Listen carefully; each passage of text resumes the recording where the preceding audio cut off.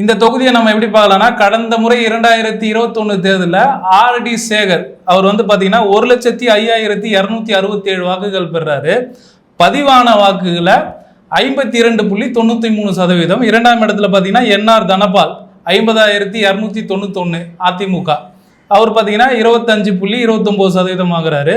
மூன்றாவது இடத்துல எப்பவும் போல பார்த்தீங்கன்னா நாம் தமிழர் எஸ் மெர்லின் சுகந்த் அவர் பார்த்தீங்கன்னா 19,821 வாக்குகள் 9.97%. இது நார்மலாக நம்ம எல்லா தொகுதியிலையும் இந்த வரைமுறை தான் பார்க்குறோம். திமுக அல்லது அதிமுக வெற்றி பெறுது, இரண்டாவது இடத்துல திமுக அதிமுக இருக்குது, மூன்றாம் இடத்துல பெரும்பான்மையாக நாம் தமிழர் இருக்காங்க. ஒரு சில தொகுதியில் மட்டும் இப்போ நம்ம கடந்த 11 தொகுதியில் பார்த்தீங்கன்னா ஒரு 2 தொகுதியில் மட்டும் மக்கள் நீதி மையம் வந்து இருந்தாங்க. மற்ற எல்லா தொகுதியிலையும் இவங்க வந்து 9, 10.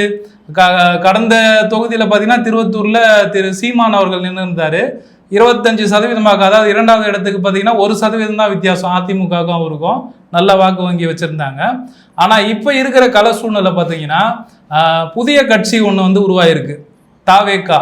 அதோட இம்பேக்ட் வந்து பார்த்தீங்கன்னா சமூகத்தில் பயங்கரமாக இருக்குது. ஒரு சிலர் என்னன்றாங்க, அவர் வந்து 2026 வந்து சிஎம் ஆகிடுவார், அவர் தான் சிஎம்ன்ற மாதிரி பார்க்குறாங்க. ஏன்னா எல்லாருக்கும் ஒரு அபிப்பிராயம் இருக்கும், யார் அவங்களுக்கு ஓட்டு போடுறோமோ அவங்க சிஎம் ஆகணுன்றது அவங்களுடைய எண்ணமாக இருக்கும்.